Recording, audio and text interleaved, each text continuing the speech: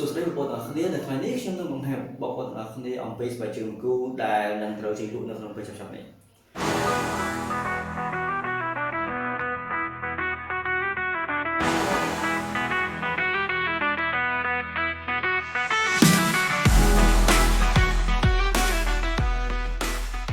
ជានេះនឹងត្រូវចេញលក់នៅថ្ងៃទី4ខែមីនាឆ្នាំ2025ខាងមុខនេះ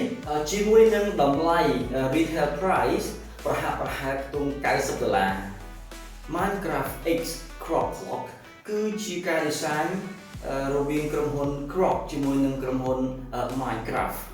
ដែលការ design របស់វាគឺផ្ទៃខាងក្រោមវាមានពណ៌ខ្មៅជាមួយនឹងក្រវ៉ាត់កែងដែលមានពណ៌រាងផ្ទៃមេឃហើយផ្ទៃខាងមុខរបស់វាគឺជាការ collaborate ផ្ទាល់ជាមួយនឹងក្រុមហ៊ុន Minecraft តែម្ដងដែលវាមើលទៅគឺការរួមបញ្ចូលគ្នាជាមួយនឹងក្រុមហ៊ុន Minecraft មាន logo Minecraft ដែលមើលទៅគឺពិតជាសស្អាតមែនទែនបងប្អូនគ្នាពេញចិត្តនឹង mode របស់ស្បែកជើងក្រុមហ៊ុន Crop មកគូនេះទេកុំភ្លេច comment នៅខាងក្រោមវីដេអូនេះមួយផងភ្លេចចុច like follow subscribe និងបើក notification ជូនដំណឹងដើម្បីទទួលបានព័ត៌មានថ្មីៗអំពីការចេញលក់ស្បែកជើងរបស់ក្រុមហ៊ុនស្បែកជើងល្បីៗជាច្រើនទៀតជួបគ្នានៅក្នុងវីដេអូក្រោយ